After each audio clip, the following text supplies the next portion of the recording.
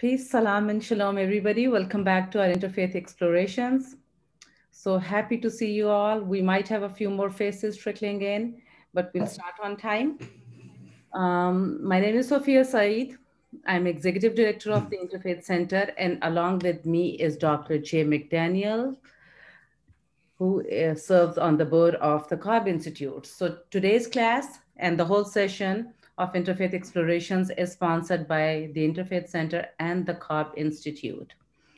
And our special guest today is Dr. Robert Williamson. Welcome to our class, Bobby.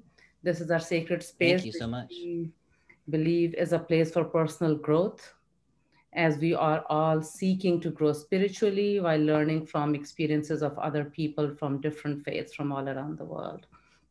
So Bobby is an old friend and colleague of Dr. J. McDaniel. So today I'm going to totally hand it over to Dr. J. McDaniel to introduce our letter of the day and introduce our special guest speaker, and I will be listening to you all. Here you go. Well, I'm really so delighted to be able to introduce my friend and colleague from Hendrix College. I've retired, but he's still there. And I need to be careful because I could take up all the time talking about what a great person he is. But I want to give him some time, so I'll be careful. When I think about Dr. Williamson, or Bobby as I call him, in addition to being a father and a husband and a human being, and a really good one, he kind of is two things for me at a professional level. And one, he's a Bible scholar, and he knows a whole lot about biblical materials, and he brings them alive in the classroom. And I'm going to read for you a statement that he's made about what he tries to do in the classroom.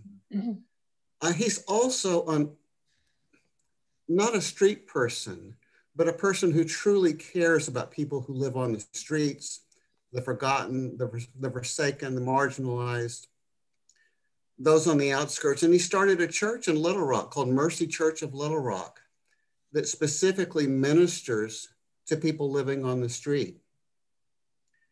And that combination of being a Bible scholar and a friend of people who are otherwise outside the structures of society, the power structure of society, that tells you a lot about him.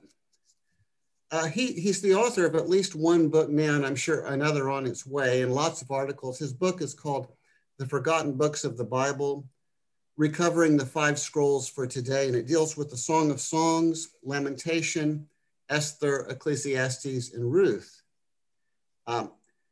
His courses, here's some titles of courses. He teaches a course called Skeptics in Scripture, and it focuses on Job and Ecclesiastes. And that shows you that he thinks there's a place for skepticism in the religious life and in biblical materials for that matter. Also teaches a course called Race, Gender, and Empire in the Bible. All of his courses are so popular and populated. He's an extremely effective teacher. And I'm going to read a paragraph, and then that'll be it for me because we want to hear from him. But he writes, my teaching reflects my belief that the Bible is always more rich and complex than any premature settlement allows. Thus, I hope my students will always be surprised by what they find in the classroom. For those who think the Bible has no value, I seek to demonstrate the richness of human experience and the profound grappling with fundamental issues of identity, justice, despair, and hope that fill its pages. For those who think that the Bible provides a simple and transparent guide to life, I aim to illuminate the multiplicity of claims, beliefs, and interests it brings to expression. I hope that no one enters my class, including myself.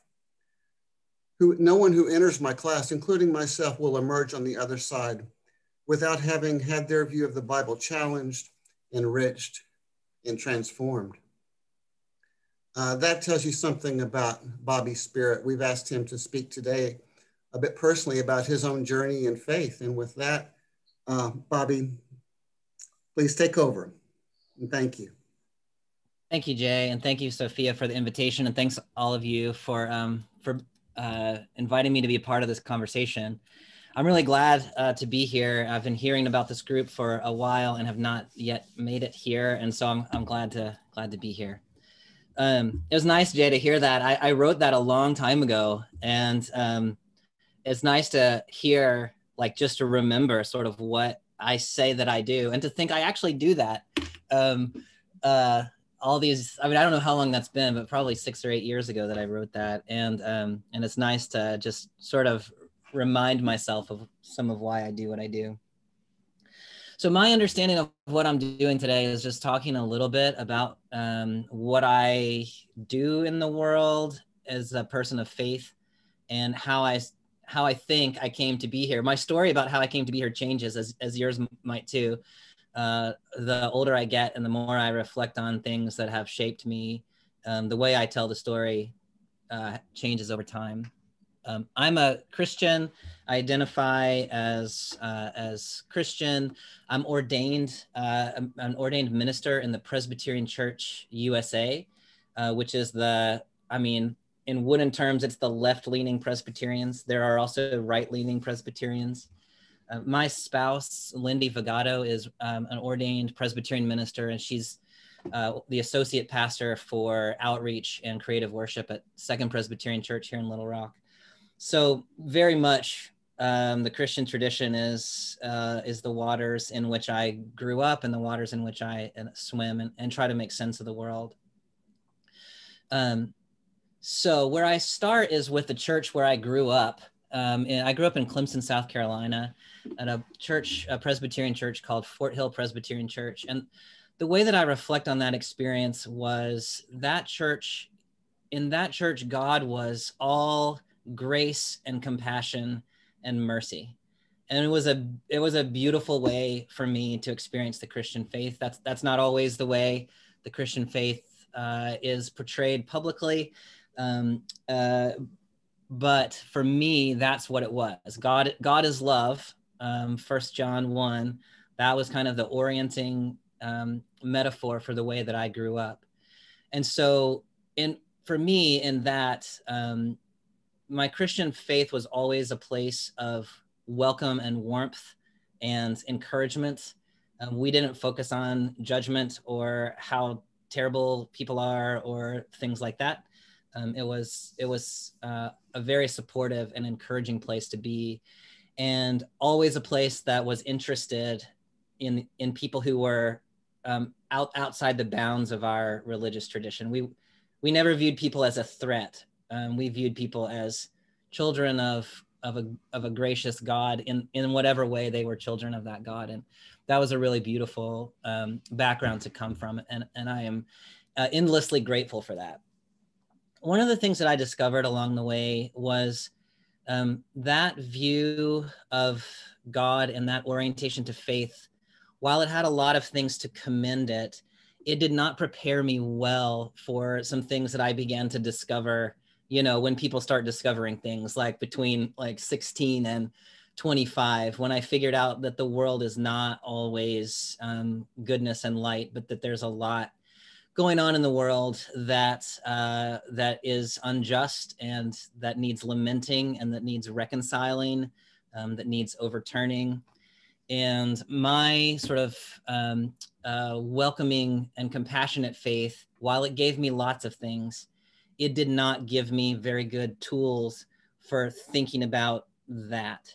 And so that was really, when I think about my own faith journey as an adult, it was coming to terms with the fact that the world that we live in does not always, sometimes I would say not often, square with the world that we would like to live in, or at least that I would like to live in. So there are two kind of basic pieces of my story that I think fit with that. And Dr. McDaniel, Jay, was alluding to both of them. One is when I was 16 years old, I went on one of these church service trips that, I don't know, anyway, liberal Protestant churches do them anyway. And the goal of our trips was never to evangelize people or to convert people, but was to be in service to the world and to learn ourselves about the way people live. And we took a trip to Washington, D.C. when I think I was 16. And that was the first time that I had ever really encountered people living homelessly. I grew up in a small college town. I'm sure there are poor people in Clemson, but I never really knew about them. And suddenly in DC, you just walk down the street and you see people who are homeless. And we were only there for a week, but there was a homeless man who befriended me, a guy named Richard. I saw him at a couple different places. We met at a soup kitchen, and then I saw him standing on a corner, and then I saw him at another place. And I just started to care about this guy, and realizing that the world did not work for him. He was a Vietnam veteran. I'm sure he was probably an addict. His life the world had failed him.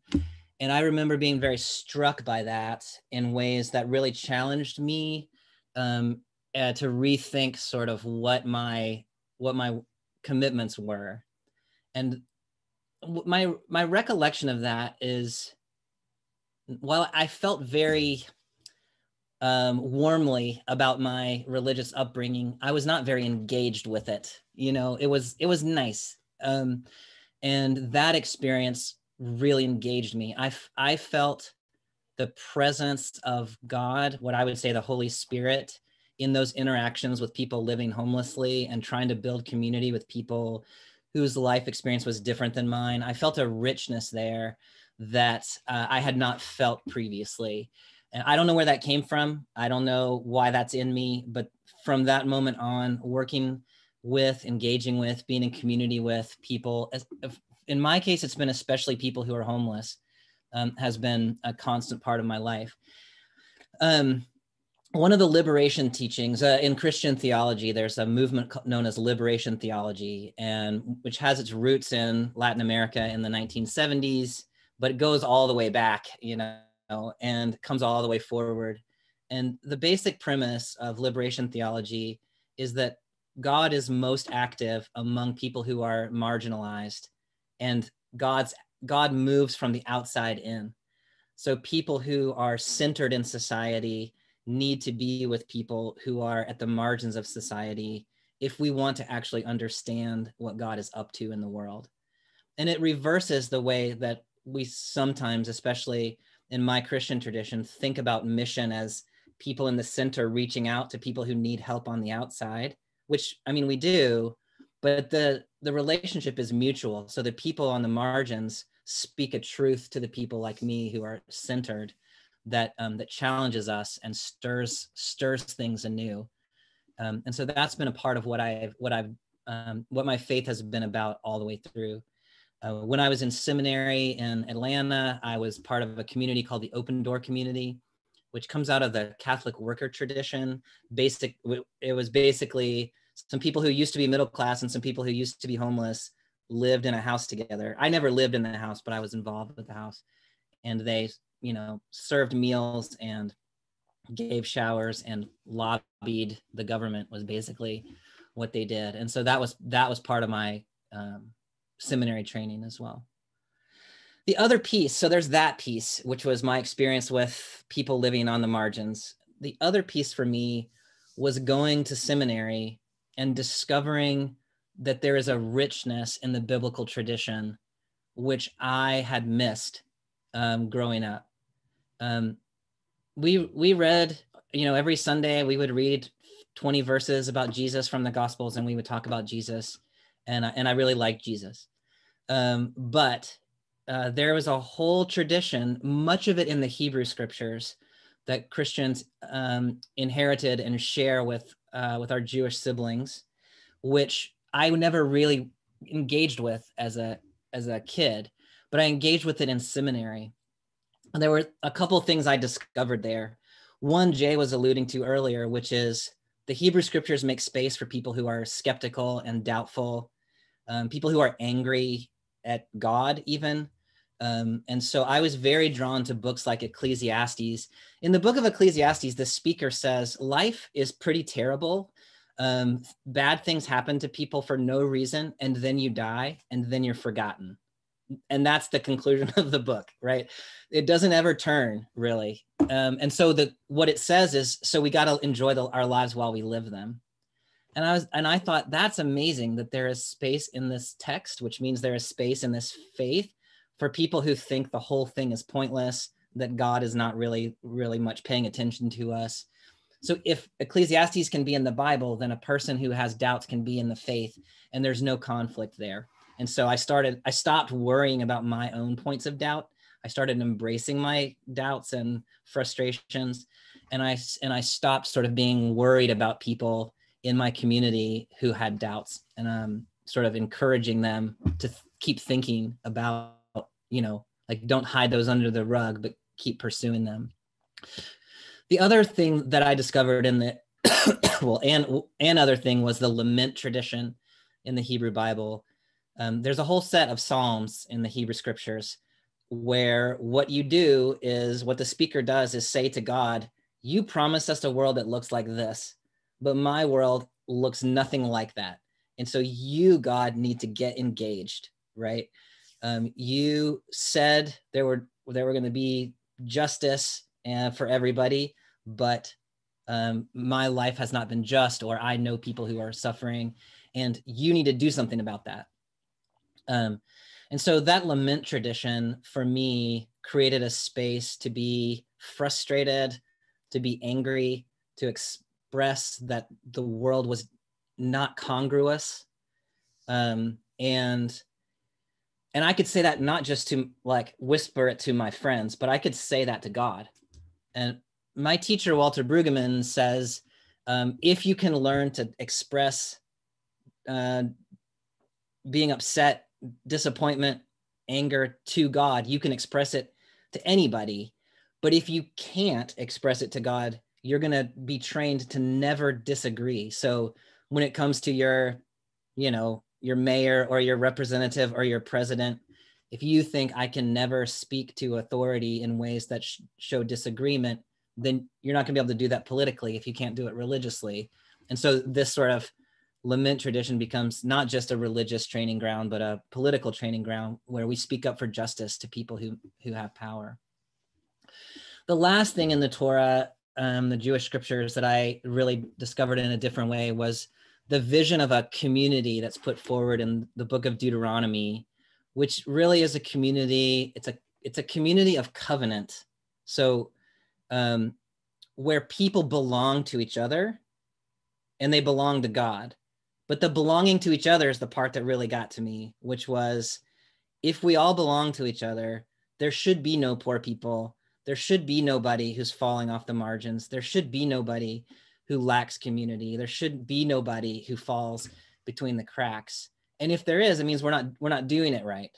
And so that sort of commitment to the well-being of the whole instead of to the well-being of the individual, well, not instead of, but the individual is not well unless the community is well, I guess, is probably how Deuteronomy thinks about that.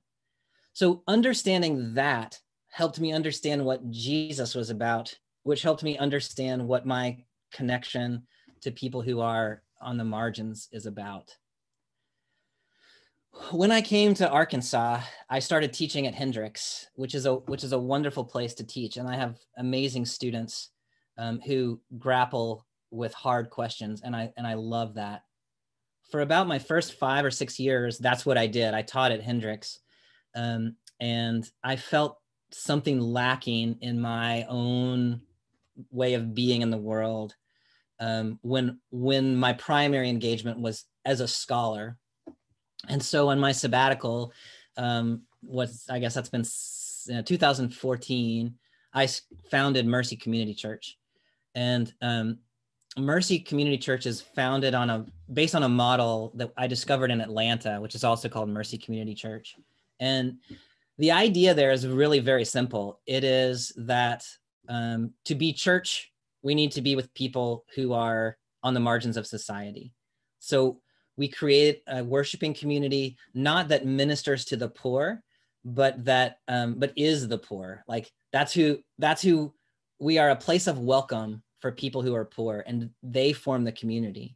We're also a place of welcome to people who are not poor, but our starting point is people who are poor need a place to be, and people who are not poor need to be among people who are. And so let's create that community. So we don't talk about volunteers. We don't talk about serving each, like some people come to serve and some people come to receive. We just talk about, we are people who are seeking a way to live in the world as people of faith. And we all come together and share from our own perspectives. I've done some work along the way to connect that community to my Hendrix students. That went really well for a while, and it has gotten harder to do. Maybe just because I've gotten older or because I have a kid now, I don't know. But anyway, bringing students down to Mercy and bringing my Mercy friends up to Hendrix and having them, guest lecture in my class about what the Bible looks like if you live on the street and things like that has been enormously productive. So I view my faith journey as always in process, and it never seems complete or like it has reached any kind of like I'm doing it right or even well. But those are some of the things that I kind of strive for in my own experience of faith as a Christian, but also as a person who tries to learn from everybody I can learn from. So that's what I think I would say about that. Thank you, Bobby. And I think you can see why so many people want to take courses with Bobby Williams. Let's begin with just anybody have a question for him.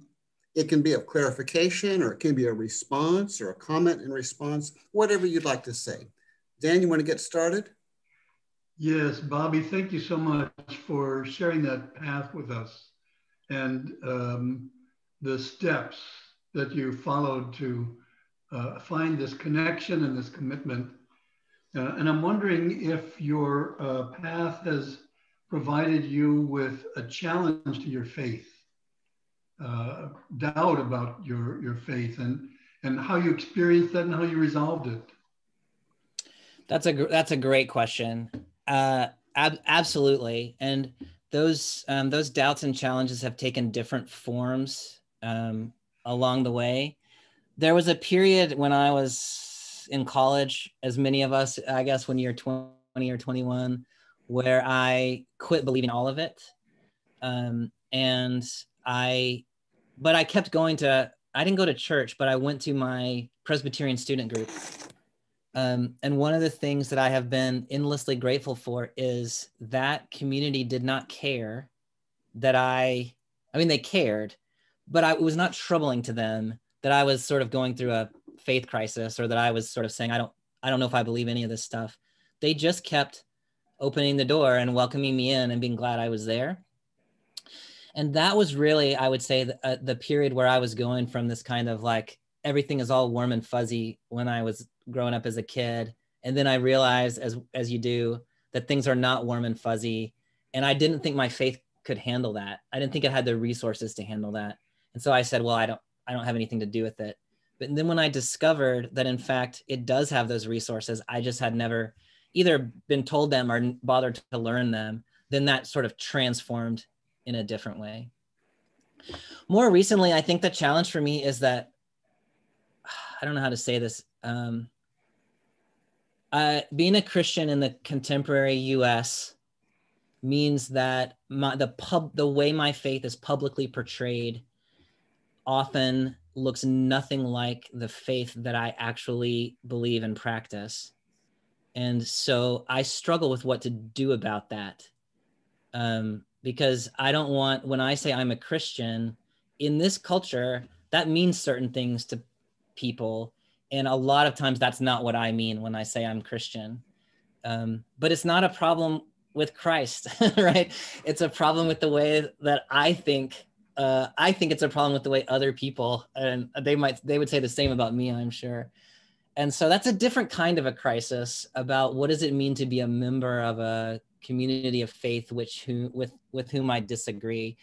And I don't have great answers for that. I used to apologize a lot and say, that's not me. I'm not that kind of Christian. And then I decided that saying I'm not that kind of Christian is just ceding the territory and saying, I know that this is what a Christian really is, but I'm not that. And so I started trying to be more bold and just offering a different vision of what Christianity is. So not apologizing for other Christians, but being more emboldened myself.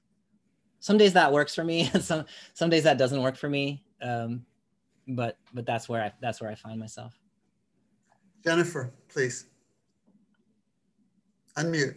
I just did. I find myself curious about something. I'm not really a scholar about Ecclesiastes. Yeah. So one thing I really would like to know is, what version of the many versions of the Bible do you work from? Which do you find the most appropriate for your studies and understanding?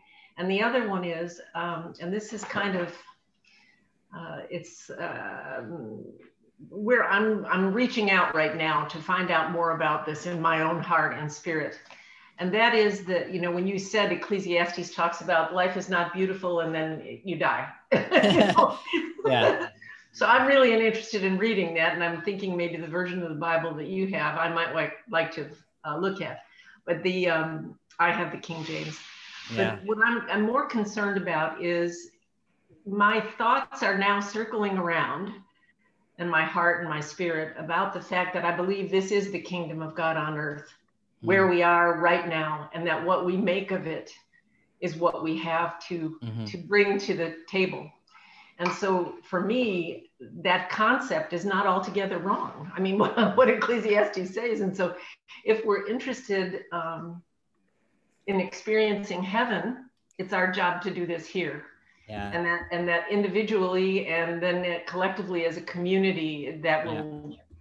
So I'm just rambling now. I'll be still. Thank you. If you can comment on that. Yeah, those are such interesting and insightful questions. On the first one, on the what Bible do I read? I have a couple answers to that.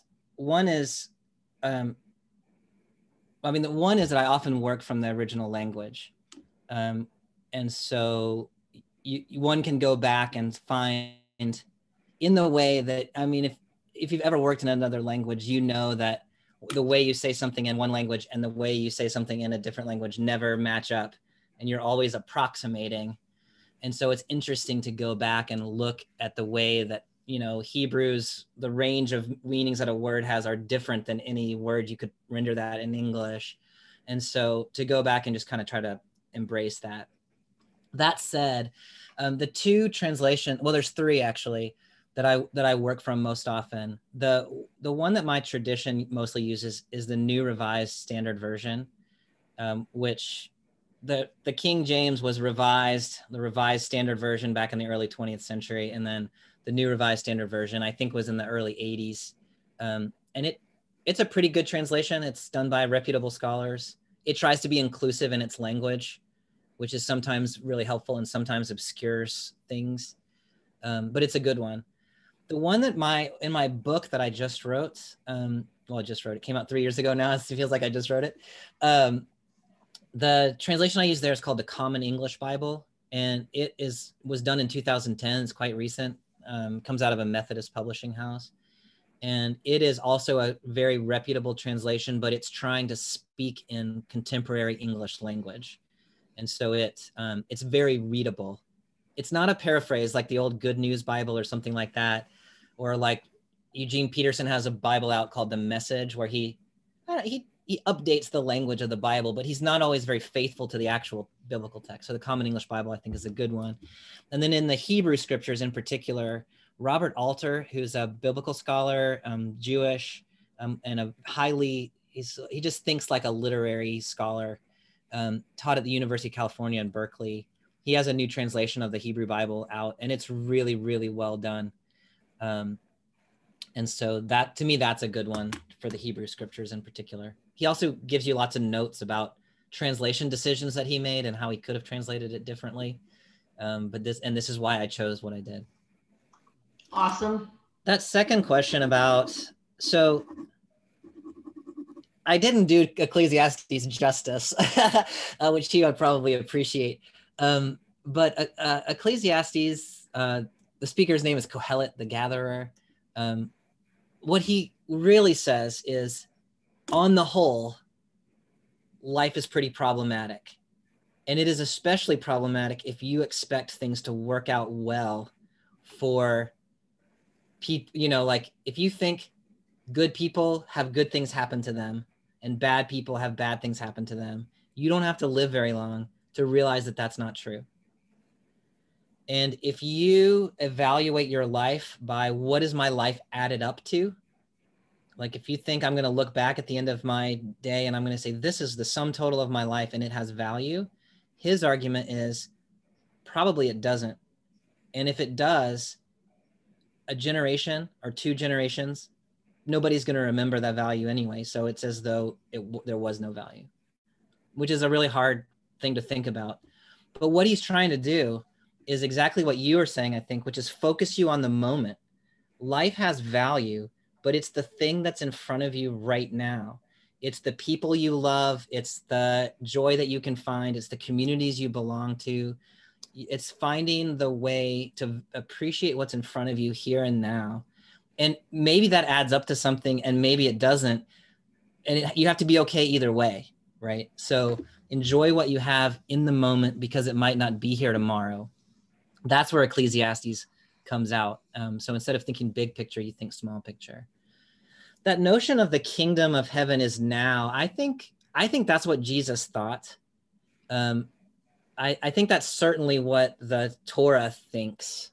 I mean, I don't know if the kingdom of heaven probably is not exactly the right language for that, but we could form beloved community right here and right now. The way that I think Jesus, or at least some versions of Jesus, depending on which gospel you read, thinks about that is the kingdom is in breaking into this world. So it is possible to live here and now. You can live out the kingdom of God. And maybe it's going to come in more fullness later. There's going to be a turning point in history where God is going to be fully realized and it's all going to be great. But even if that doesn't happen, you could still live it out now. And that's what I really think Jesus had in mind as it's portrayed in the Gospels, is how can you, the word repent really means turn your life around. And what Jesus means by repent is not talk about how bad a person you are or whatever. It's start living in a way that represents the values that are put out there in Deuteronomy. He's going all the way back, to his Jewish tradition and saying, God already told us how to live. And so we live that out. So I really think, I love that way of thinking, like, let's form beloved community here and now. Let's show people what, whatever religious faith tradition we're coming from, like, let's show people what good that can do in the world. And the afterlife will take care of itself, right? There either is one or there isn't, and we'll either get there or we won't. But we can live now. We can make choices about now. Anybody else have a comment or a question? Yeah, Sheila.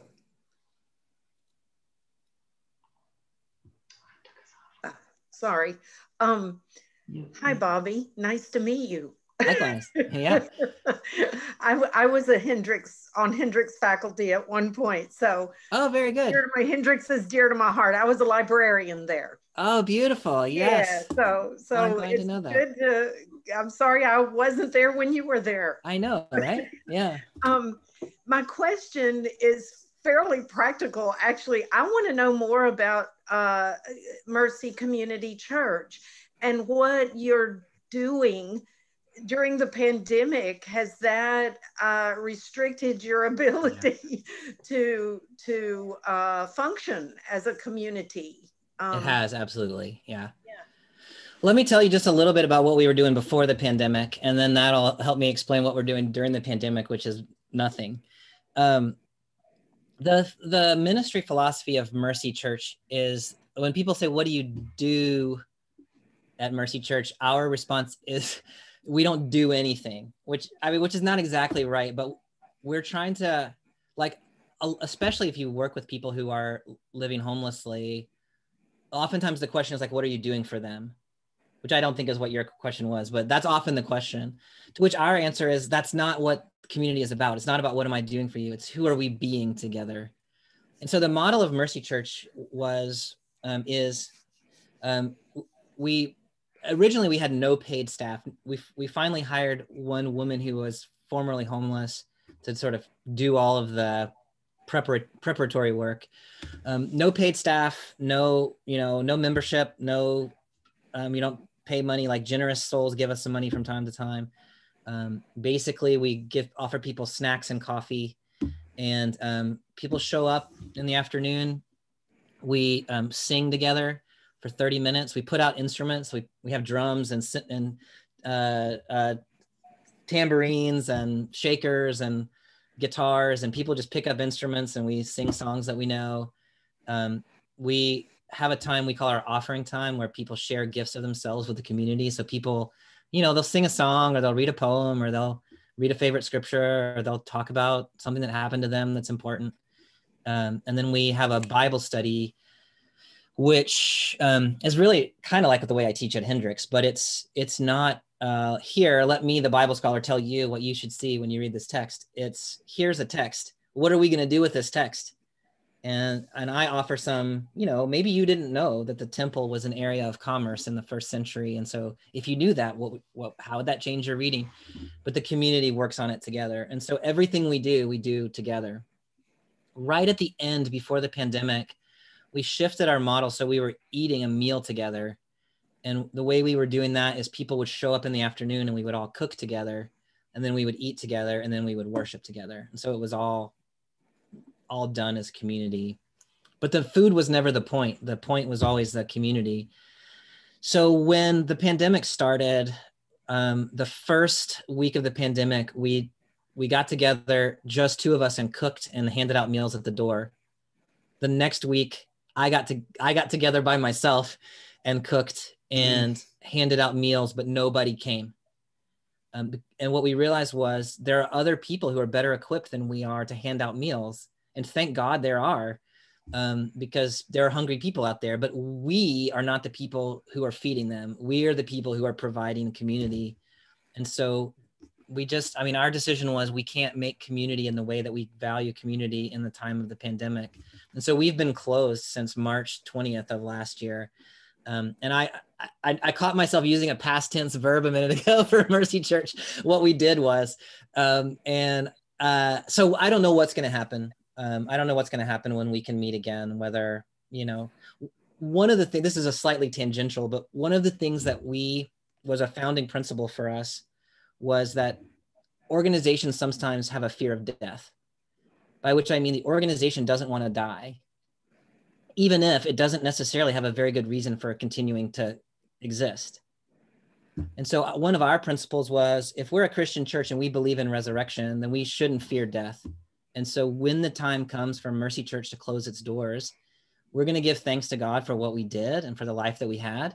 And we're going to close our doors, and we're going to assume that the Spirit that worked something in us once is going to work something new in us again.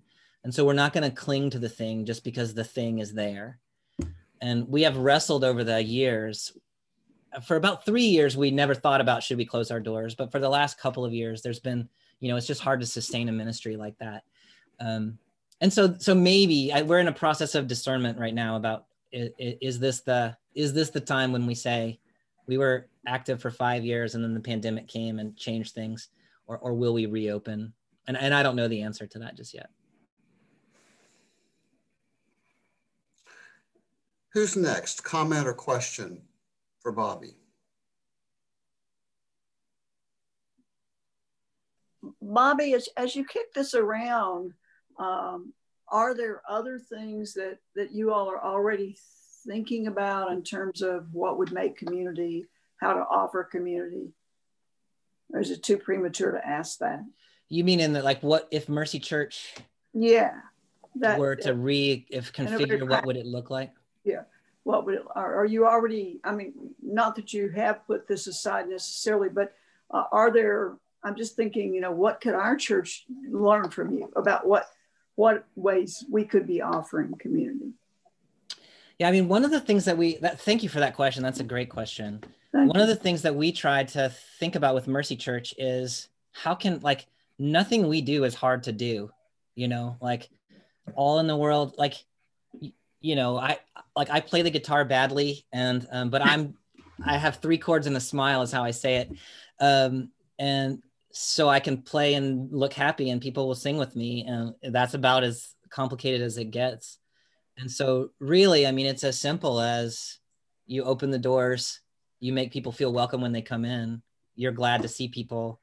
I would never ask people, like, how did you end up on the street? Or like, have you looked for a job this week?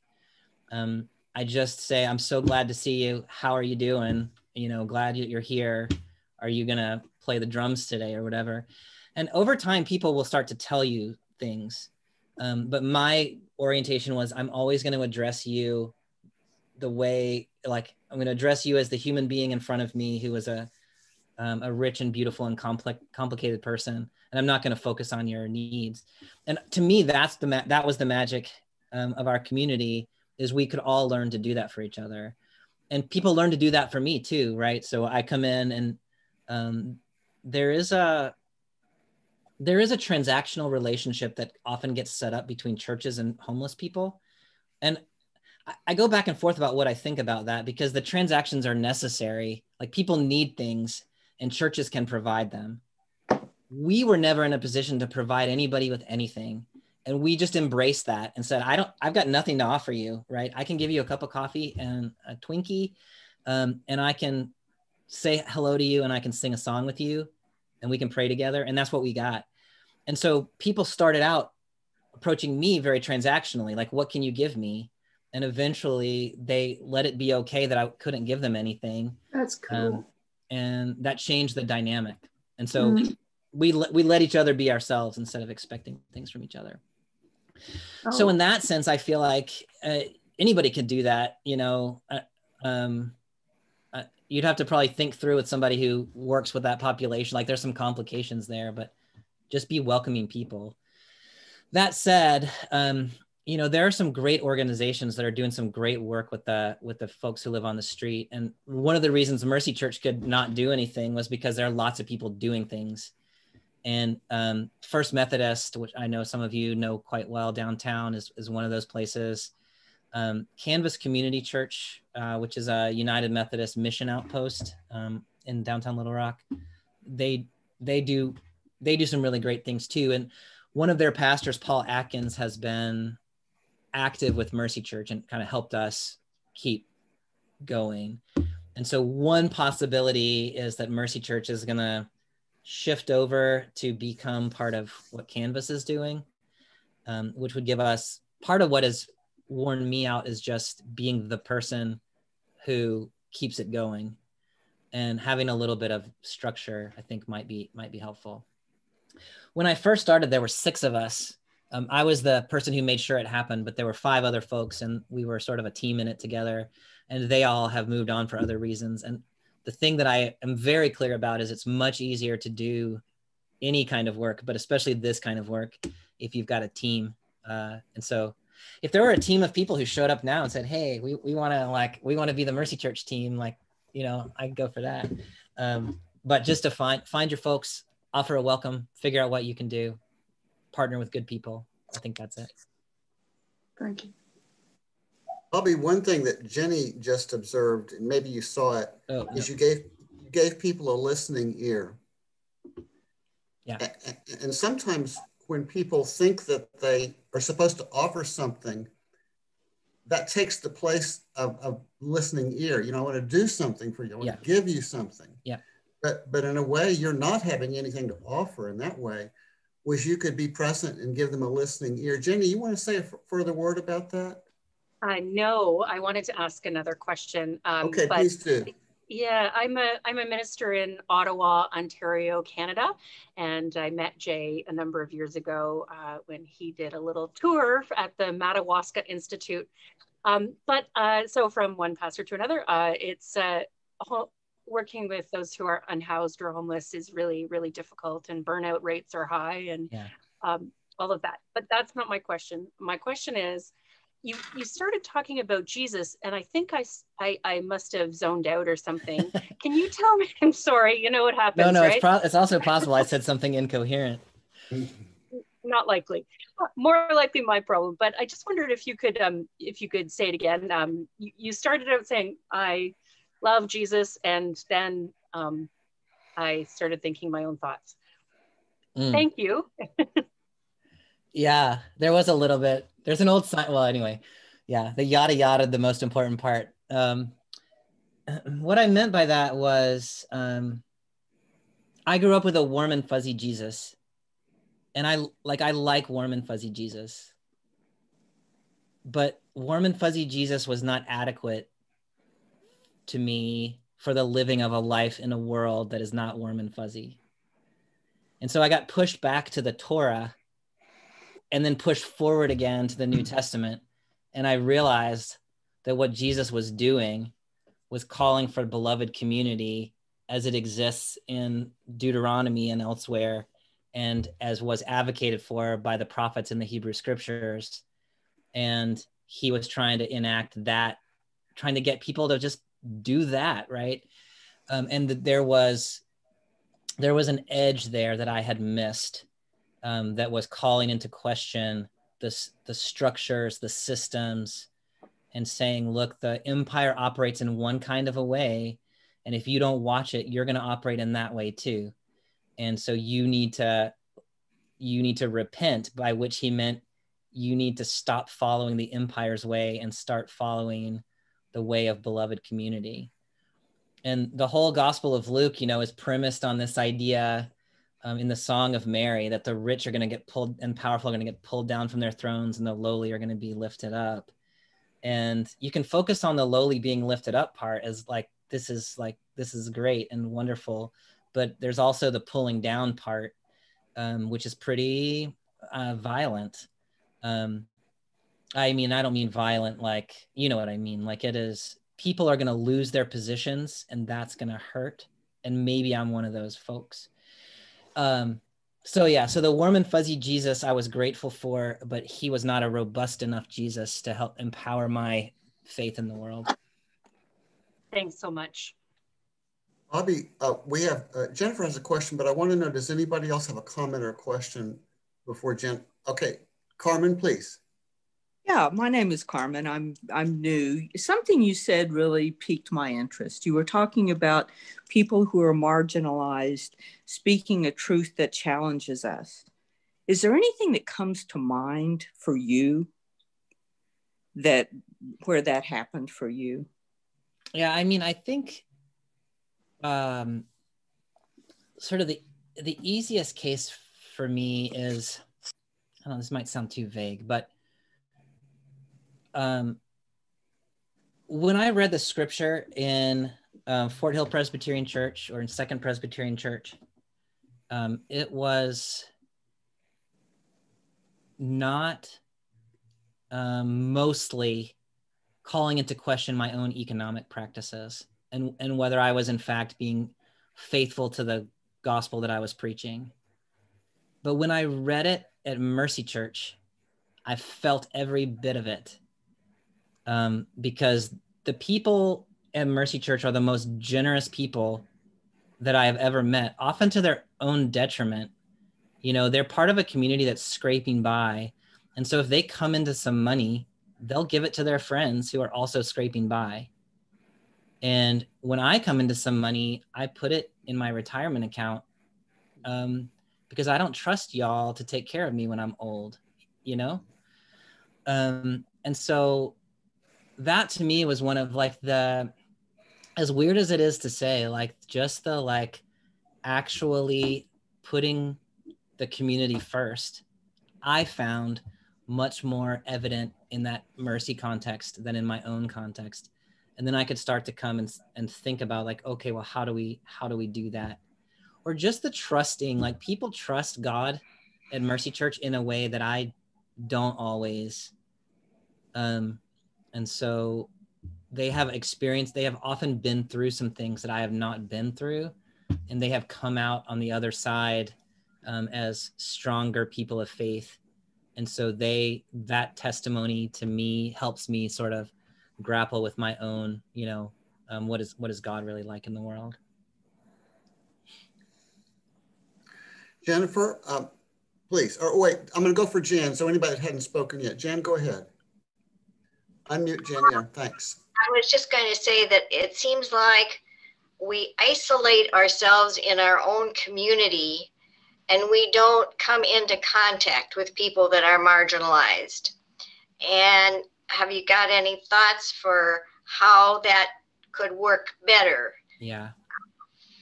Now that's really insightful. And, you know, most of us construct our lives. Most of us is a little judgy. Many of us construct our lives, or honestly, they're constructed for us so that we don't naturally come into contact with people who are from a significantly, especially economic, but often also racial background than we are. So, you know, you think about school districting and all the things, like the church I go to is all middle-class white people. And so unless I intentionally go out of my way to build a relationship with a homeless person, or even a person who's not middle class and white, it's not just likely to happen. And, you know, the cynical way of reading that is that the world has constructed itself that way so that we won't build relationships with people for whom we who have some power to change things won't build relationships with people for whom the world is not working. It's a way to, you know, make us comfortable with the status quo. And so in my mind, it's really important. It's urgently important for those of us who function in the upper middle class to be building alliances and friendships with people who are poor.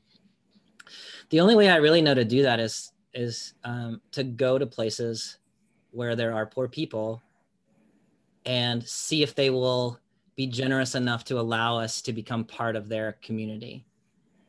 So creating a space like Mercy Church where people gather, or making choices about where to live, or where to go to services, or where to go to school, where we build the relationships. But to me, the key is the relationship. You got to know some people so that you can have a better view of what's going on in the world. Jay, I would like to add to our illustrious speaker's comments. This is Melanie Scott. You can't see me, but I appreciate your comments, and I want to add to them about intentionality. When we talk about building churches or congregations or places of worship, I don't want us to just seek those that are marginalized, as you indicated. We fall very short in religious communities in terms of developing and leading multi-ethnic congregations or places of worship. Yep. And it's not about, when we think of people who are color, of being poor or lower socioeconomic. Certainly that is one aspect that unfortunately this country was built on, social inequality economically and otherwise. But I find, as we all know, the places of worship are highly segregated. Mm-hmm. And yet in my mind, in my limited individual personal mind, if we get to the place that we believe is heaven, I don't believe it's separated by Black, white, people of color, Muslim, Jews, Christians, etc. My thinking is so much higher than that. But I find a fundamental flaw in religious leaders and church members who are often complicit in maintaining the status quo of what a congregation of worshipers look like. We are so limiting in transcending boundaries of differences, and often are reluctant unless we're giving a handout instead of a hand up, or instead of building rapport and connectiveness of love, which all places of worship should have fundamentally. Love, because we're created out of love. And so that is why I am in this interfaith class. This is why I do things, being new to Arkansas, well now I'm not so, 4 years. I find, for me, coming from North, and it happens everywhere, even in the North, I find more so the silos of how people congregate. It's disconcerting to me as a progressive individual, but yet I want to be a link in a chain of enhancing and making a difference. And that is the challenge I extend to all of us and church leaders, is to be intentional in creating multi-ethnic congregations where people feel welcomed and their experiences are acknowledged and shared. Melanie, thanks. And I remember you so well from our classes. And so we miss you. And I'm glad you're here. And we're going to keep going. Bobby, I want to give you a chance to respond to Melanie and also to a question that Jennifer has. And then I'd like for you also to tell us a little bit about your own multi-faith podcast. Yeah. Because Bobby's doing something very creative in interfaith work, and it's a podcast. And I just want him to tell us about that. So Jennifer's question, and don't forget that podcast. But respond to Melanie first. Okay, so to Melanie, amen, yes. You know, to me, what we ought to be doing is trying, and I think this is where you are gesturing, is trying to build in our current relationships communities that reflect the fullness of God's creation, and that means multi-ethnic, that means multi-religious, that means across all economic classes. So absolutely, like I find doing all of that at once overwhelming, and so this is sort of one way in for me, but I absolutely affirm that. It is overwhelming. That's where collaborations and interconnectedness with others and not being afraid, intentionality. Thank you for answering my question, and Jay, thanks for the acknowledgement. And it's nice to see your face there too. So Jennifer, be quick, Jennifer, and be quick, Bobby, on those two things. Jennifer, ask your question, please. It's actually me, Jay, with another question. Okay. I'm concerned, Bobby, about the polarization we're experiencing in our country that has its roots in politics, but filters over into faith communities. Yeah.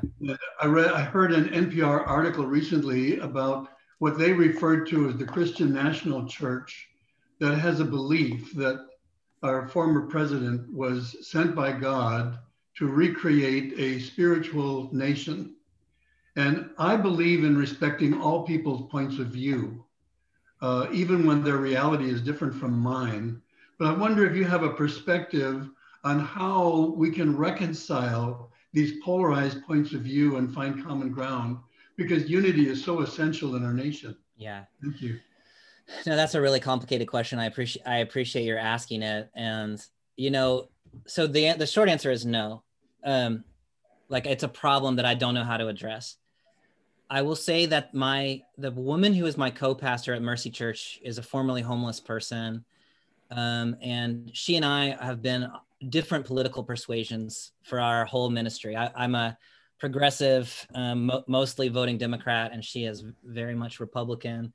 Since the pandemic and since the election, there is a rift there between us that was before was a tension, is now something that we don't really know how to deal with, because lots of accusations have been laid across the divide, and I'm a little bit at a loss. So when I talk about maybe Mercy Church's time has come, part of it is I don't know how to be in community with the people that I was in community with before. I pray for wisdom about that. If anybody has wisdom about that, I would love to hear it. Mostly what I spend my time doing is trying to destabilize the notion that either Christianity or America has in mind the Christian America as an ideal. I think Jesus would be appalled by that idea. Like, you know, living out beloved community within the context of wherever you find yourself. Yes. A nation dominated by Christian ideology. I don't think he ever envisioned anything like that, but you know, I can start there, but I've already lost, you know, everybody who thinks something like that. So I would love to think more about that. I'm in the middle of it, but I don't know what to do with it. The podcast that Jay is talking about is called Bible Worm, all one word. It's interfaith in a sense. I was a little surprised that you called it that, but it is. It is myself and a Jewish woman that I went to graduate school with, Amy Robertson, who is the director of lifelong learning at Congregation Or Chadash in Atlanta. And we were in graduate school in Emory together. And it's a podcast that follows a lectionary of Christian readings, starts in the Hebrew scriptures in the fall. Right now we're reading the Gospel of Luke. And these are texts that some Christian preachers are going to be preaching every Sunday. So Amy and I just sit down together on our podcast and we talk for, the short version is about 35 minutes about like when we read this text together, what do we see and what do we do with it? And so she adds a lot from her Jewish background, both by way of saying, here's what, if you knew some stuff about Judaism, you would see this, but also by way of saying like, hey, this direction that this text could lead you causes lots of problems for people who are Jewish, and y'all need to be careful about what you say. So it's a lot of fun. We're both scholars, but we're pretty down to earth folks. And so we laugh a lot and think interesting thoughts. So Bible Worm, you can find us at BibleWormPodcast.com or wherever you listen to podcasts. It's really great. Sophia, can you say a word and bring us to a close? Jay, we're actually almost at the end of our time. So I think we should just say thank you to our dear friend, Bobby. And I really want to say a heartfelt thank you to you, Bobby. I thoroughly enjoyed today's class and listening to you and the journey of your faith and how it shook you and shaped you and transformed you and healed you and did all of that for you. Because I think for many of us, especially for me, at times faith is this enormous, powerful thing that transforms us. But at other times, it's just that mystery which I have to be content to be live with. And the mystery that I cannot explain or solve. And all it does for me is helps me walk in dark without fear. So I really enjoyed listening to you and seeing both the parts of both sides of faith, the power and the doubt at the same time. So thank you so much for being here with us. This video will be available on our YouTube channel. If any of us want to share it with your friends, I will see you all next Wednesday at noon with another guest. You all have a great weekend, a great week. Thank you all so much. Thank you, Sophia and Jay. Thank you, Bobby. Good to see you.